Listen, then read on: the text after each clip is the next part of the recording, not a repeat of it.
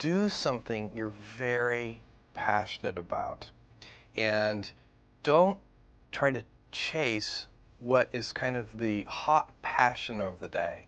People say you have to have a lot of passion for what you're doing, and it's totally true. And the reason is because it's so hard that if you don't, any rational person would give up. It's really hard, and you have to do it over a sustained period of time. So if you don't love it, if you're not having fun doing it, you don't really love it, you're going to give up. So just go and do it, try, learn from it.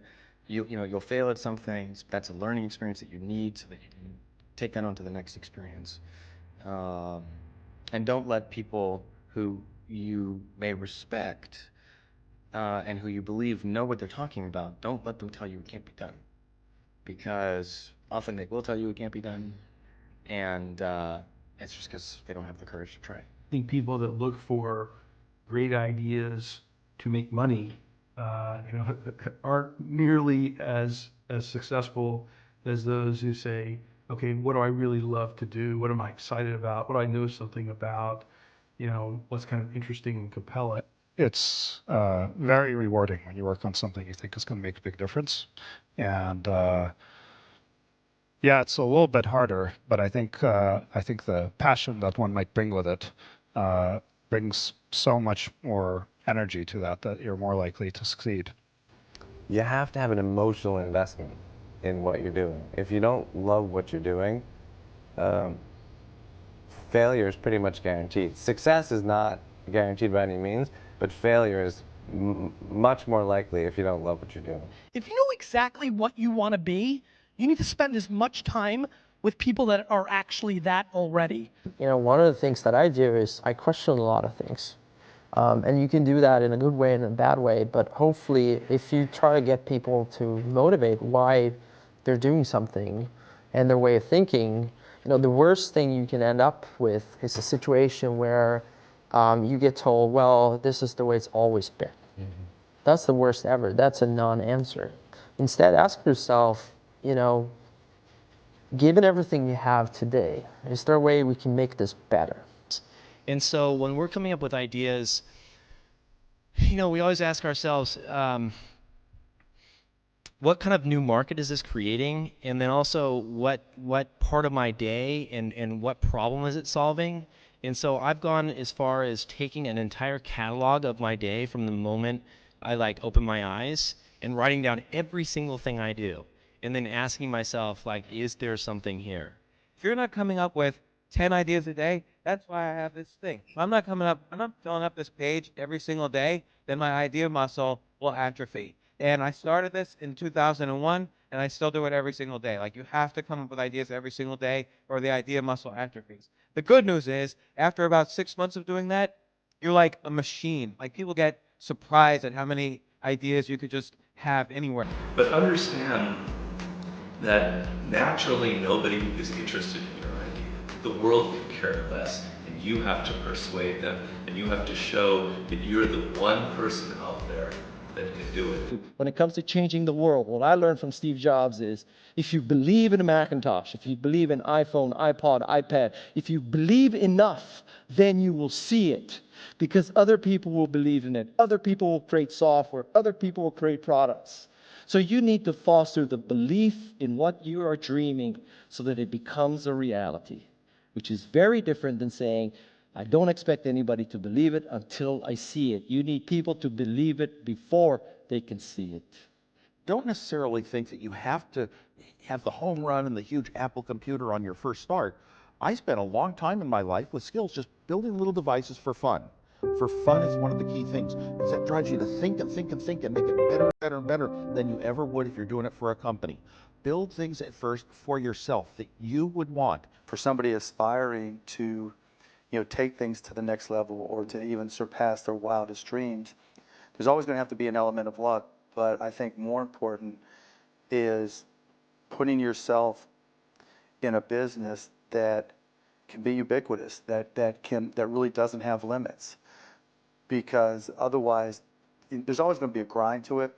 But if the business, if it can't be something that you can visualize every business using or every consumer using, it's going to be tough to scale to be big enough or to have the perceived value.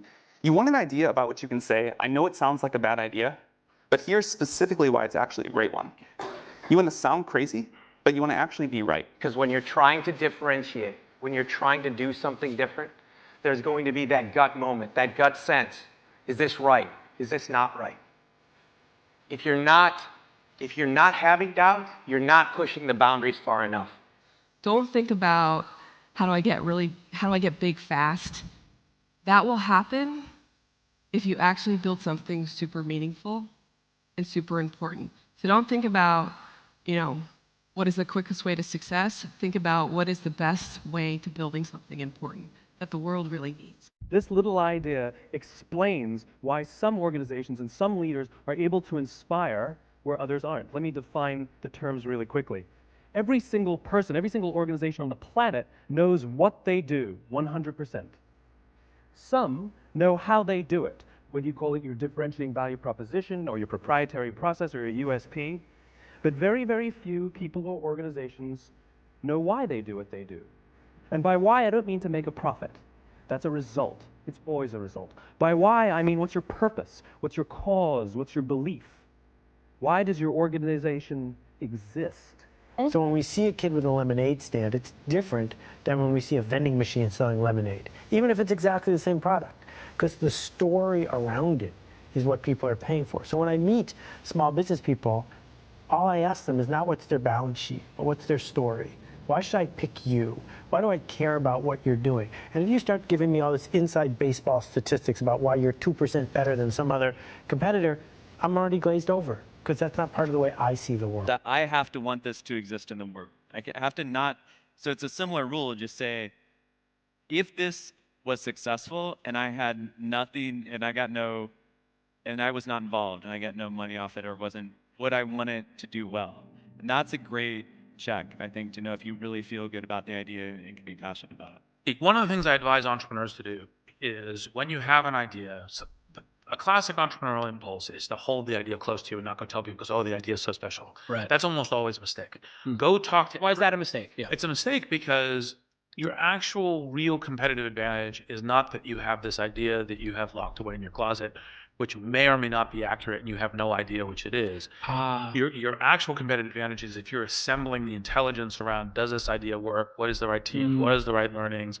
And we're essentially in motion. The hardest thing to do is start.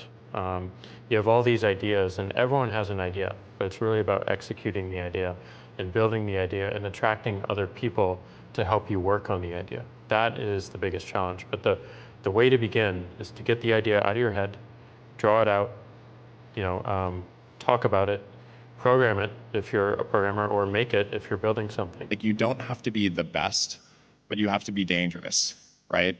You have to learn just enough to be dangerous, to build an idea, concept it, and show it to the world.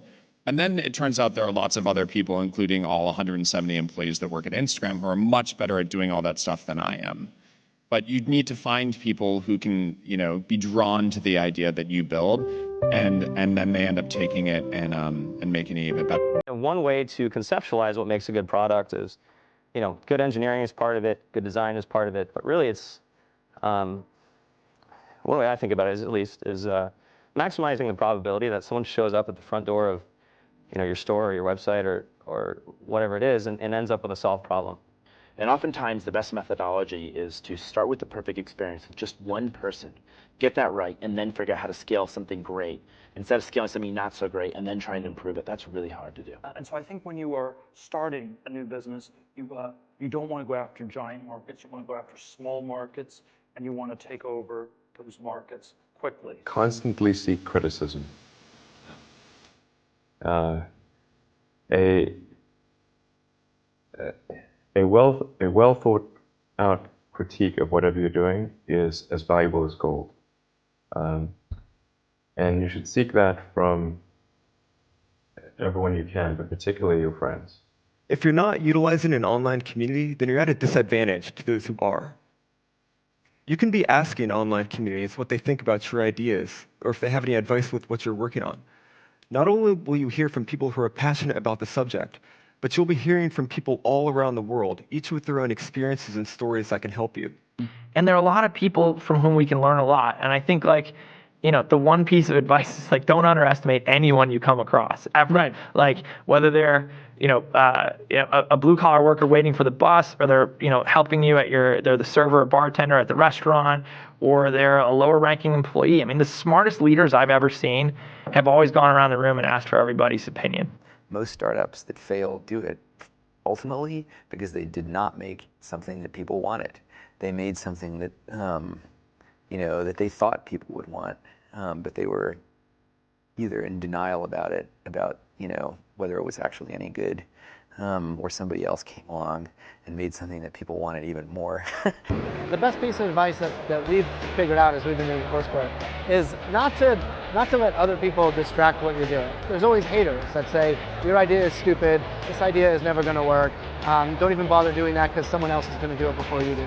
And if we listen to all that feedback that we were getting, all that negative feedback, we would never build things, we would never prototype things. And that's how we really got to where we are. We saw things that we wanted to build, and we just went out and built them. And it turns out when you build stuff that you like to use, there's a good chance that there's thousands of other people that want to use it too. And so it's not just about doing focus groups, it's not just about double checking your vision, it really is about integrating this concept of testing our ideas rigorously throughout the product development process, throughout the marketing process, even as we scale. But what you really need to do is think about what is the smallest possible test that I can run for this idea, for this concept, for this theory, get it out there and get customers using it. Because your customers are going to be the ones to tell you if it's really working or not. Like there's almost this expectation that you have to have in your mind this sort of, I'm gonna change the world, sort of make a dent in the universe kind of ambition, right? But it's actually okay early on to just kind of solve small problems in layers until you actually get to a point where you have the capacity to do that. What this all comes down to is doing something exceptional for your users, whether it's in community, whether it's in connection, or whether it's in design. This is our big advantage as a startup, is that we can actually get away with doing this. We can make this the core part of why we're doing business. I think you should be spending your money on teaching and sharing. And so that might mean hiring a writer or two, perhaps, instead of a marketing person. And start writing and start getting people to listen to what you're saying. You can't talk about yourself all the time because someone's going to come back for that. We get to talk about things that are relevant to your industry or ideas that you have and start to build that audience up. I do think that one thing that's important is, especially if you're a founder or a technical founder, is to realize that you can't do everything. And even if you can, you shouldn't. You should find a great partner, no matter what it is that you're doing. And you should look for someone who is very high intelligence, very high energy, and very high integrity. And you need all three of those. You can't compromise with any one of them. Otherwise, you'll end up with either someone who's not smart, which does no good, or someone who's not hardworking, which also doesn't do good. Or the worst case is you end up with a smart, hardworking crook who ends up working against your interests.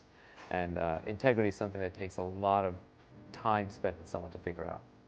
The most important thing when you're working with people early is that you guys line up on what your goals are. That sounds really basic, but you can totally, it can be fine. You can want to build a small business that makes money and you don't have to go to an office every day. Or you can want to build a huge company. You can want to build Google. But I think you have to be really, really aligned on that. When a lot of corporations they might call them core values or guiding principles or so on, but the problem is usually they're very lofty sounding. They kind of read like a press release the marketing department put out. They sound just like their competitors, and maybe you learn about it on day one of your job, but then it becomes this meaningless plaque on the lobby wall. Well, we wanted to come up with committable core values, and by committable, meaning we're willing to hire or fire people based on those values, completely independent of their actual job performance. The definition of values is they're the behaviors or principles that you religiously adhere to within your company. When I say religious, I mean that no amount of data will sway you from those principles. And the degree to which that you have the courage to maintain your conviction around those ideas is the degree to which you're going to be successful over the long term. A company is simply a group of people, and as a leader of people, you have to be a great listener, you have to be a great motivator, you have to be very good at praising and looking for the best in people, People are no different from flowers. If you water flowers, they flourish. If you praise people, they flourish. And that's a critical attribute of a leader. So I kind of like half jokingly with a lot of people say that, my job is basically like to be the assistant for the rest of the company. Like my job is to make sure that like you have what you need, that it's and basically you have everything you need to kick ass. Like that's my job. If you don't have that, then let me know because I'm not doing my job. There are a lot of things that are outside of your control. A lot of external circumstances will determine the success of your idea, whether the market timing's right for this new kind of service, or whether people, whether a customer, like the economy's right for your kind of service, right? Whether you meet the right people who will finance your company. Many external circumstances are like outside of your control and but will affect the outcome, and you have to be okay with that. Another quality that I think is important is kind of being flexible-minded or open-minded. I'm not saying you shouldn't have a vision for your idea or your product, but you need to be open to changes. So many things go wrong when you're starting a company, and often I think people ask, what mistakes should you avoid making? And my answer to that question is don't even bother trying to avoid mistakes because you're going to make tons of mistakes, right? And the important thing is actually learning quickly from whatever mistakes you make and not giving up, right? And I mean, there are things every single year of Facebook's existence that could have killed us or made it so that it just seemed like moving forward and making a lot of progress just seemed intractable. But you just kind of bounce back and you learn, and nothing is impossible. You just have to kind of keep running through the walls. The two things we really zero in on people are, two things. They sound simple, they end up being very difficult. Courage and genius. Courage is the one we talk about a lot because it's the one that people can learn. Courage, which is to say not giving up in the face of adversity. Just being absolutely determined to succeed, is something that you can like force yourself to do. It can be very painful. You can force yourself to do it. The genius part is a little bit hard to force yourself to do. Courage without genius might not get you where you need to go, but genius without courage almost certainly won't. And I think the reality is just, not quite so glamorous. There's there's an ugly side to being an entrepreneur. And also just more importantly, what you're actually spending your time on is just a lot of hard work. Sam mentioned this, but you're basically just sitting at your desk, heads down, focused, answering customer support emails, doing sales, figuring out hard engineering problems. So it's really important that you kind of go in with eyes wide open. Optimism has a place, but I think even more so for the first-time entrepreneur, you need to be pragmatically pessimistic. What I mean by that is you need to define all of the worst-case scenarios in terms of financial loss, time loss, etc. Look at what you will learn if that happens and accept and come to terms with that before you ever start. If you don't do that and you go straight into battling the world, trying to conquer the world with rose-colored glasses on, the first time you hit a major hiccup, you're going to become really demoralized and you will quit. If you don't love it, you won't make it through the long period of pain that is inevitable. So make sure that you take care of yourself during the process. Make sure that you take care of your mental health, your physical health while you're doing it because it's a long road.